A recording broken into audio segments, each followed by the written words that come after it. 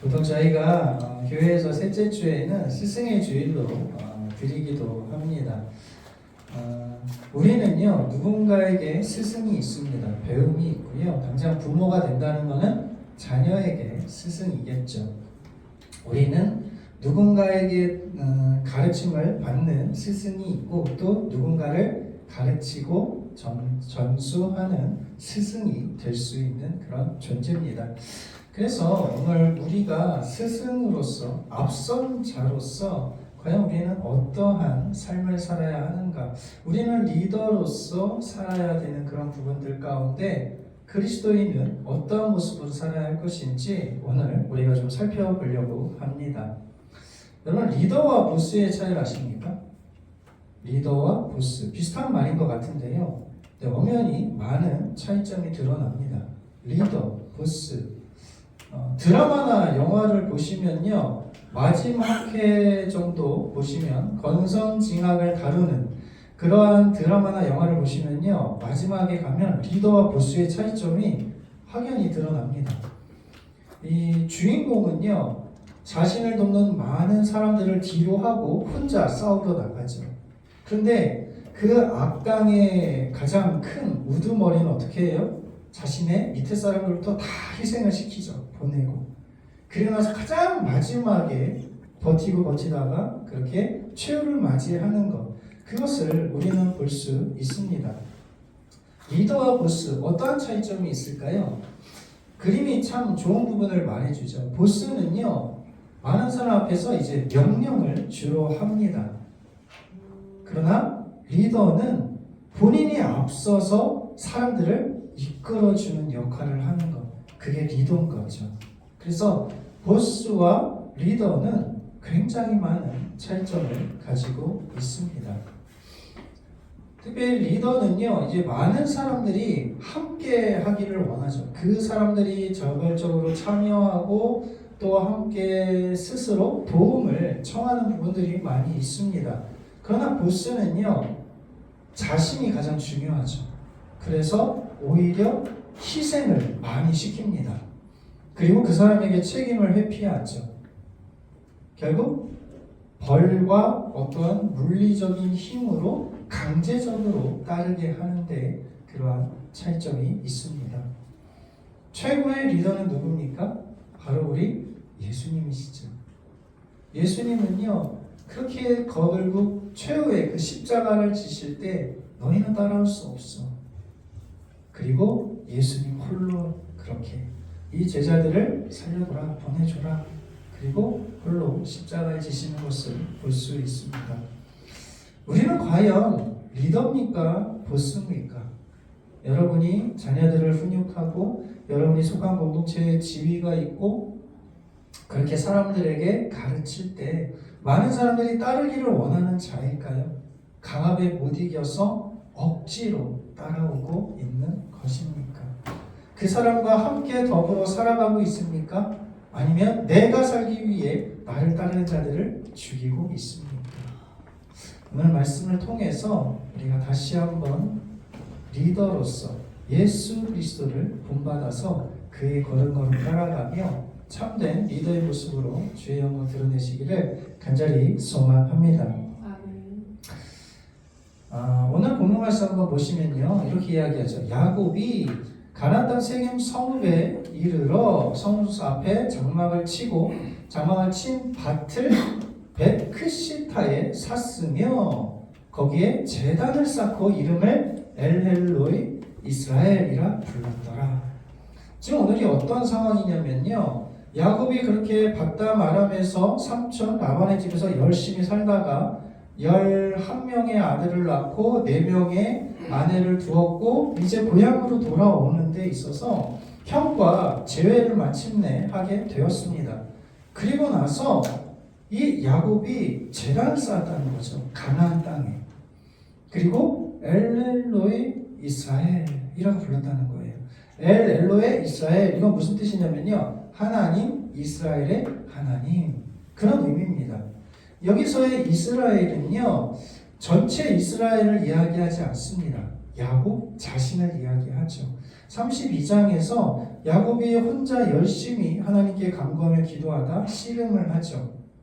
그리고 마침내 이기고 났을 때 하나님이 내가 너를 다시는 야곱이라 부르지 않고 이스라엘이라 부르겠다.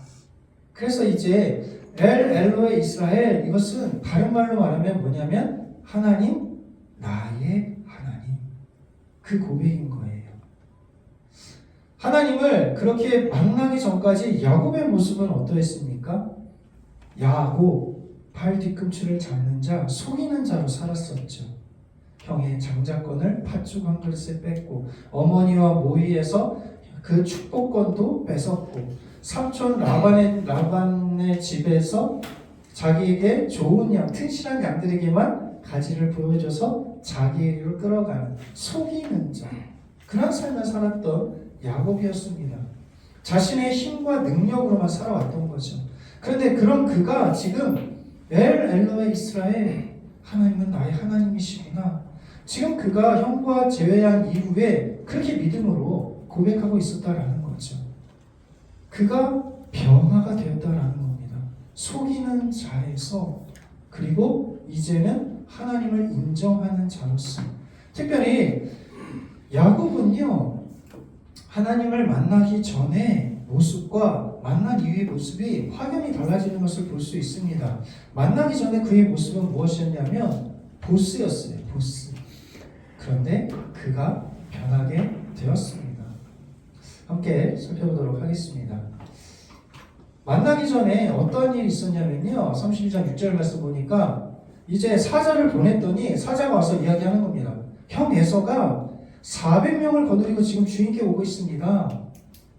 그러니까 너무나 두려운 거예요, 야곱이. 야, 지금 400명을 거느리고 형이 드디어 나에게 원수를 갚으려고 오고 있구나. 야곱의 심정이 어땠을까요? 심히 두렵고 답답했다. 지금 그렇게 7절에서 이야기하고 있고, 11절에 뭐라고 하나님께 기도합니까? 하나님, 날 좀 우리 형의 손에서 건져주십시오. 내가 너무나 두렵습니다. 나와 내 처자를 칠까 겁이 납니다. 지금 그렇게 고백을 하고 있습니다. 너무나 두려운 거죠. 근데 그리고 나서 야곱이 어떻게 하냐면, 어떻게 하면 이 위기를 벗어날 수 있을까? 방법을 생각해내기 시작했습니다. 첫 번째는요, 무리를 두 때로 나눴습니다. 두 때로. 그래서 7절 8절 말씀 보시면 뭐라고 얘기해요? 자기와 함께한 동행자와 양과 소와 낙타를 두 때로 나누고 한 때를 치면 남은 한 때는 피하리라. 야, 한 때라도 좀 살자. 다 죽기보다.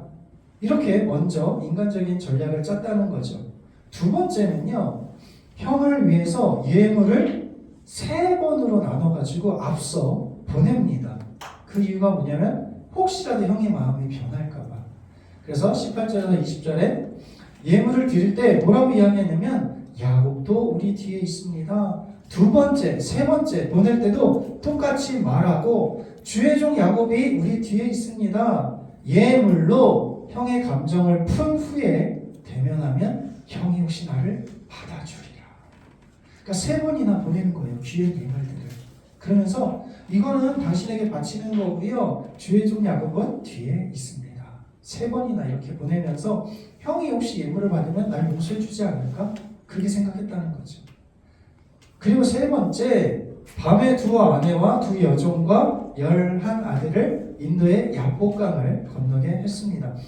야복 나루를 건너기 전에 혹시 형이 낮에 쳐들어오면, 야, 도망가자! 도망가기가 더 쉬운 거죠. 밤에, 이때 이쯤 되면 형이 쳐들어오지 않겠구나 해서 아내와 여종과 11 아들을 지금 강을 건너게 하였습니다. 지금 이 두려움 가운데 있는 야곱의 모습을 보면요, 지금 뭐라고 주도적으로 표현하고 있냐면, 그래서 야곱이 우리 뒤에 있습니다. 그들을 앞서 보내고 나보다 앞서 너희는 건너가서, 보스처럼 맨 뒤에 남아있는 거예요. 두려움과 무서움 가운데 일단 내가 살아야 된다는 거죠. 그래서 계속 사람들을 보내는 거예요. 종들을 보내고 가족들을 보내고 예물을 보내고 모든 재산들을 다 앞으로 보내고 자기만 혼자 남아서 맨 뒤에 남아있는 겁니다. 벌벌 떨면서 두려움에 처해 있어서 자기 지금 살아보겠다고 그렇게 맨 뒤에 남아 있었던 거죠. 그런데 그런 그가 어떻게 변하게 되었습니까? 하나님을 만나고 나서 28절에 다시는 야곱이라 부를 것이 아니요 이스라엘이라 부를 것이다. 하나님이 야곱의 이름을 이스라엘로 바꿔주셨어요. 너가 나와 대면해서 이겼구나. 넌 이제 이스라엘이야. 하나님이 이스라엘이라고 이름을 고치셨다. 그 어떤 의미인가요? 그의 정체성이 바뀌는 거예요. 이름을 지어준다는 것은 소유자라는 거죠. 넌 나의 소유야. 넌 내 거야. 이제 너는 이스라엘이라 부를 거야. 내가 너와 함께 할 거야. 지금 그 이야기를 하고 있다는 거예요. 이전에는 먼 뒤에 머물러서 두려움과 어떻게 할까 벌벌 떨던 그에게 하나님이 찾아오시는 거죠. 야곱아 걱정하지 마. 너는 내 것이야. 그리고 나서 야곱이 어떻게 됐냐면 하나님이 허벅다리를 치죠. 그러니까 허벅다리로 말미암아 절게 되었습니다. 허벅지 관절의 둥근의 힘줄을 쳐서 절음발이가 됐다는 거죠. 여러분 왜 하고하는 것 중에 씨름을 표현했을까요? 씨름은 양쪽을 붙잡고 있는 거죠. 그런데 하나님이 허벅다리를 치어서 내가 절게 되면 이 내가 붙잡았던 두 손을 어떻게 해요? 더 붙잡게 되는 거죠. 더 하나님께 안기게 되는 거죠. 그러니까 이제 너의 삶은 뭐예요? 나를 의지하는 삶이 되라는 거예요. 허벅다리를 쳐서 그 힘들고 어려운 부분 이기기 위해서 지탱하기 위해서 그 하나님을 붙잡는 거죠. 허벅다리를 쳐서 절었다면 여러분 에서가 쳐들어오면 어떻게 해야 돼요? 이전보다 더 신속하게 도망갈 수 없습니다. 그러면 더 멀리 훨씬 더 출발해야 되는 거 아닙니까? 형이 쳐들어오면 대비를 해야죠. 근데 야곱이 어떻게 변합니까? 33장 1절에서 3절 자식들을 나누어 레아와 라헬과 두 여종에게 맡기고 여종들과 그의 자식들은 앞에 두고 제일 앞에 누구를 세우냐면 여종들과 자식들을 제일 앞에 내세워요. 그리고 그 뒤에 레아와 그의 자식들을 두고 자기가 사랑하는 라헬, 요셉은 그 뒤에 두고 그래서 맨 앞에 죽으면 그래도 내가 사랑하는 사람은 좀 지킬 수 있겠다 생각한 거죠. 그리고 나서 어떻게 됐습니까? 3절 말씀에 자기는 그들 앞에서 나아가되 맨 뒤에 섰었던 그가 하나님을 만나고 하나님의 것이라고 인정하는 순간 그가 어디로 나아가요? 맨 앞으로 리더된 모습으로서 나아가게 되었다라는 겁니다. 우리가 마음 먹는다고 참된 리더가 될 수 있을까요? 아니요, 어렵습니다. 우리가 다스리고 생활하기에는 사실 보스가 더 쉬워요. 편해요. 손해가 없습니다. 힘들지 않습니다. 명령만 하면 되니까. 그러나 리더는요, 가장 앞에서 이끌어줘야 되거든요. 괜찮습니다. 할 수 있습니다. 으쌰으쌰 해봅시다. 그게 리더의 역할이거든요. 재밌는 기사가 하나 있더라고요. 2020년 5월에 전쟁이 났을 때 설문조사를 해본 거예요. 전쟁 나면 어떻게 할 겁니까? 연령대로 이렇게 조사를 했었습니다. 국방부에서 이제 자료를 제조했는데 19세에서 20대들은 뭐 도망가겠다 뭐 이런 비율이 다른 연령보다 당연히 좀 높겠죠. 그런데 30대, 40대, 50대는요 전쟁에 직접 참여하겠다, 군을 돕겠다 라는 비율이 굉장히 높았습니다. 전쟁이 나면 다 도망갈 것처럼 생각이 드는데 실질적으로는 아니라는 거예요. 많은 사람들이 우리에게 준 이 나라, 이 땅을 지키기 위해서 내가 직접 나가든지 아니면 그 군을 돕기 위해서 내가 열심히 하겠다라고 이야기하고 있다라는 겁니다. 그럼 저게 다 기독교인은 아니겠죠. 기독교인 중에 도망가겠다 하는 사람도 있었겠죠. 과연 우리가 하나님이 우리에게 맡겨주신 가정, 사회, 다니고 있는 직장과 사업터 가운데 우리가 리더의 역할을 감당하려면 우리가 하나님의 은혜를 경험했고 하나님의 그 사랑으로 우리를 인도하고 있다는 것을 깨달으면요, 우리가 믿지 않는 사람들보다는 좀 더 리더된 모습으로 섬겨야 되지 않을까요? 너가 교회를 다녀서 나은 것이 뭐야? 라고 이야기할 때 저런 위기의 순간, 어려움의 순간에서 우리가 한 발짝 나서야 하는 것, 그걸 주님이 원하시지 않을까요? 너는 그래도 은혜를 받은 사람이잖아. 너는 도리를 알잖아. 너 죽을 수밖에 없었던 너를 위해 내가 십자가에 죽은 것, 그렇게 너는 사랑받은 자고 너는 내 것이야. 근데 넌 뭐가 그렇게 두려워? 내가 너에게 맡겼잖아. 너의 가정, 너의 사회, 이 나라. 근데 우리가 가장 먼저 도망갈 궁리를 한다면 그 하나님의 사랑을 온전히 누리지 못하는 사람일 겁니다. 내가 하나님의 은혜와 사랑을 깨달은 자로서 여러분, 우리가 기쁨으로 더 앞선 자로서 우리가 리더된 자로서 살아가기를 소망합니다. 하나님의 은혜와 사랑이 우리를 붙드시기에 우리가 그 일들을 감당할 줄 믿습니다.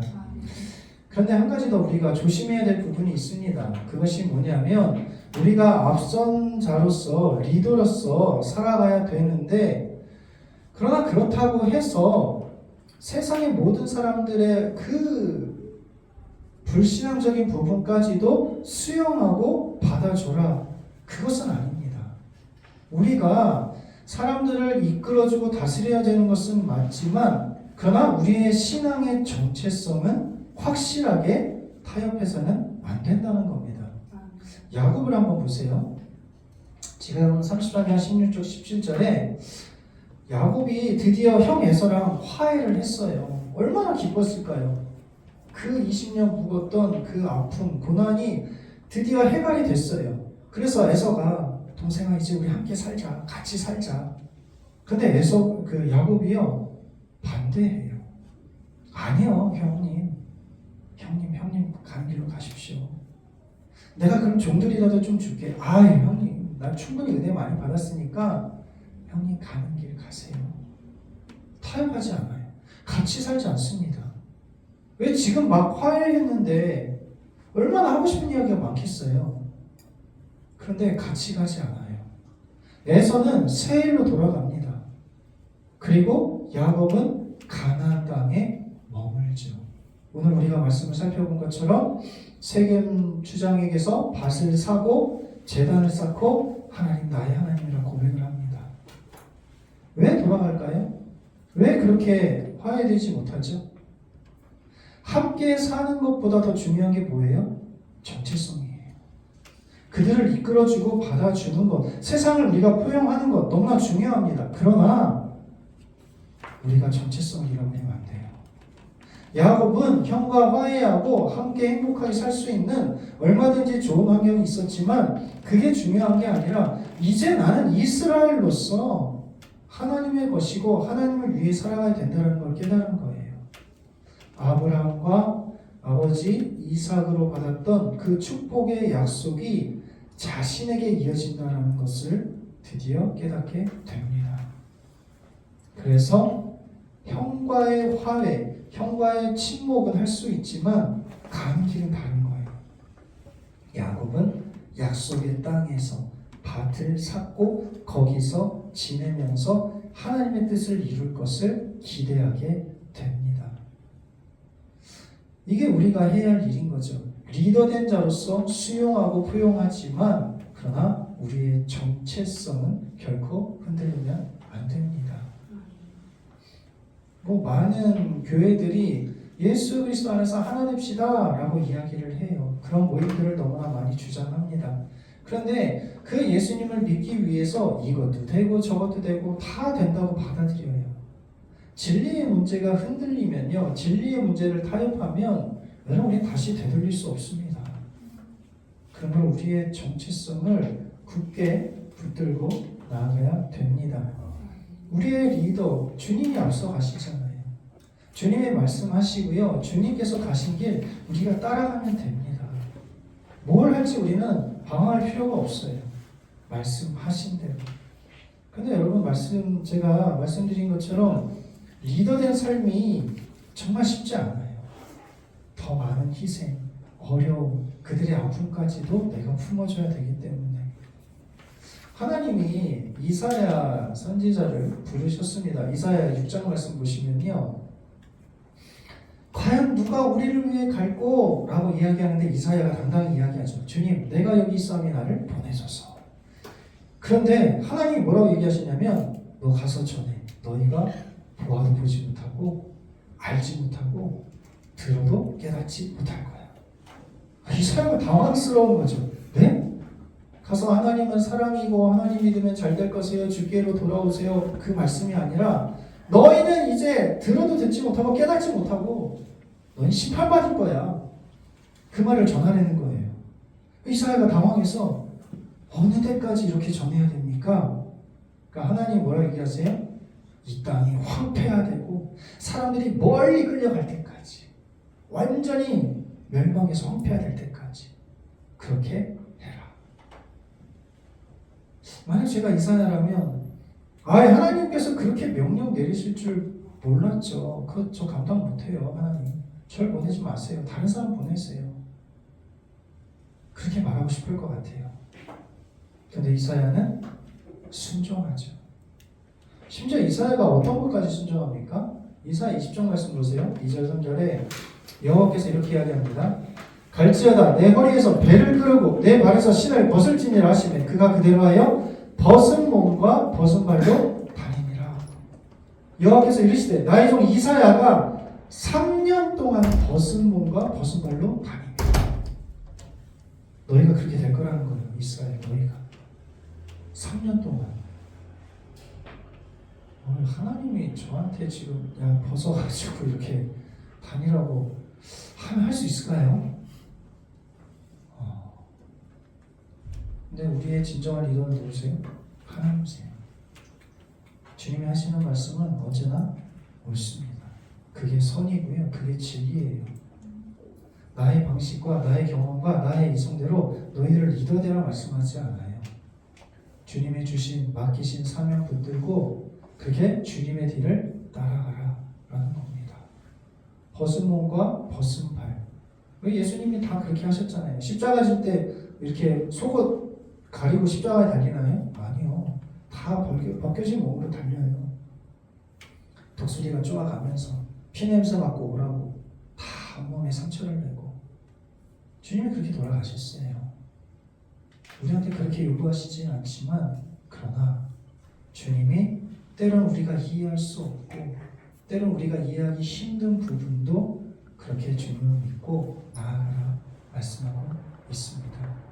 여러분 참된 리더는요 우리가 앞서 행하며 다른 사람들을 보듬어주고 북돋아주고 힘을 주고 내가 가장 앞선 자가 되는 것 그게 참된 리더지만 우리 그리스도인으로서의 리더는요 주님이 가신 길로 내가 앞서서 인도하는 겁니다. 주님이 가신 길을 따라가는 거예요.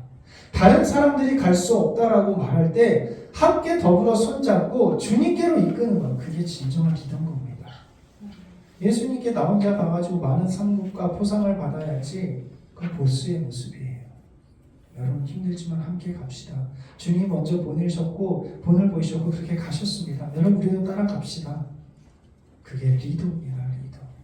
우리의 자녀들 우리에게 속한 직장과 사업들 가운데 정말 우리 아래에 있는 사람들에게 여러분 그리스도인으로서의 리더의 모습으로 그들을 이끄시고 주께로 이끄시고 주께서 원하시는 대로 쓰임받기를 간절히 소망합니다. 소니의 이데이 노부유키라는 사람이 있습니다. 1995년에서 2005년 10년 동안 이 사람이 CEO였거든요. 근데 이 사람이 어떤 철학을 내냐면 디지털 드림키즈라는 것을 가지고 사업을 갑자기 문어발식으로 다방면으로 확장하기 시작했습니다. 그리고 각 사업부별로 무엇을 했냐면 손익계산서를 따지기 시작했어요. 그 결과가 어떻게 됐을까요? 소니가 정체성을 잃어버렸습니다. 그래서 디지털 카메라, 워크맨, 수없이 다양한 많은 것.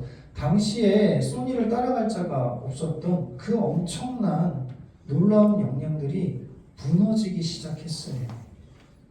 그리고 그렇게 사업부별로 손익을 따지다 보니까 이 사람들이 장기적인 발전과 투자를 하기보다 눈앞의 이익에 연연하기 시작했다는 거죠.